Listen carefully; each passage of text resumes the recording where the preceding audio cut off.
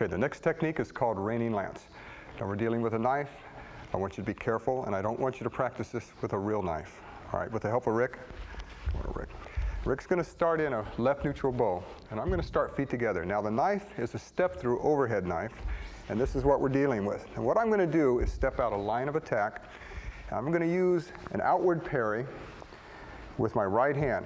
And what I want to do is I want to parry it down, and we're going to borrow his force, and we're going to run this knife into his thigh.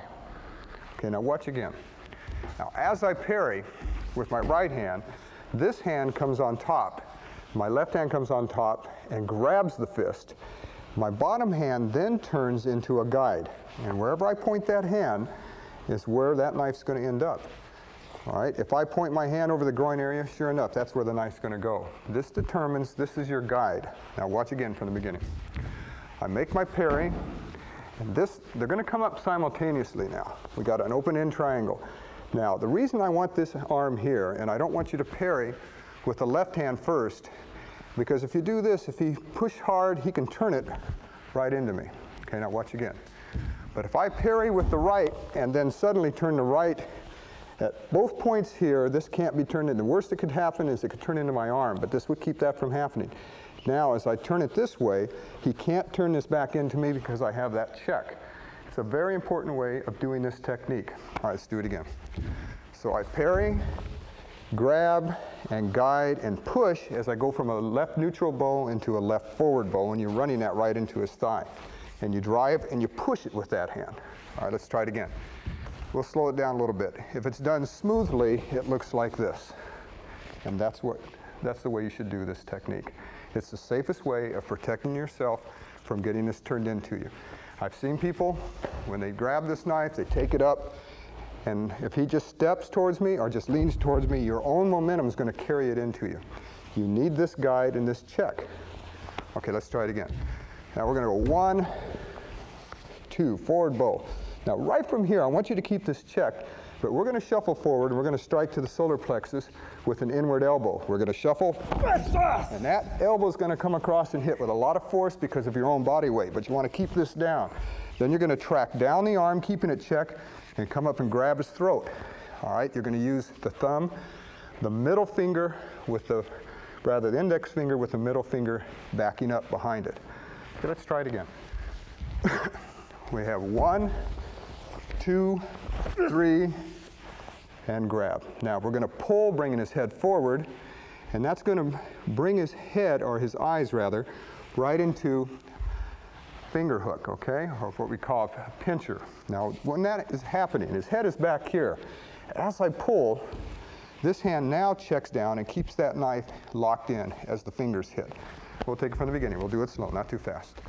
Parry, forward bow, shuffle into your forward, check.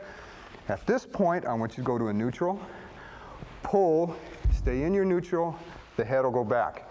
I want you to slide down the arm, grab the knife, pulling it out of his leg. Now this is theoretically possible. If the blade is too short, you wouldn't do it. But we're saying that the handle is long enough that we can grab it, all right? At this point, we grab, keeping it locked in. We come up, and I want you to chop the throat, and then I want you to grab or anchor with the shape of the crane, pulling him down onto your right knee. Pull the knife out of the leg. We're going to stab, slide it over to the throat, and we're going to cut as we push from a right neutral bow to a right forward bow, and the heel palm is going to go against the hinge of his jaw. It's going to cause a lot of pressure and a lot of backup mass for the cut. It's going to actually help make the cut at that point. Okay, let's try it again. So we parry, get it into him, elbow up, pulling forward, take the knife out. From this point on, we anchor and keep him down. Now, I don't want you to pull his weight over there. That's why I'm saying anchor down. Take your elbow, anchor it in, make your stab, come around, slice, and push at that point.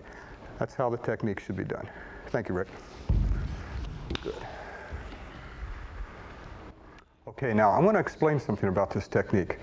And I want you to understand at this point something about the techniques in Kenpo. We're not teaching you to become a person that is learning how to overkill. That's not the point.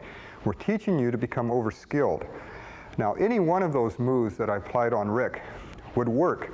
By themselves, they're devastating. It's not the fact that I'm taking the knife out and stabbing into the ribs or the heart and then cutting his throat.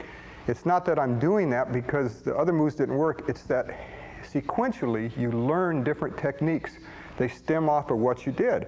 And if the first move didn't work or the second move and he's still struggling you, he's still fighting for the knife, he's still trying to kill you, you know where to go. But if you don't know the extreme of a technique, you can't go there.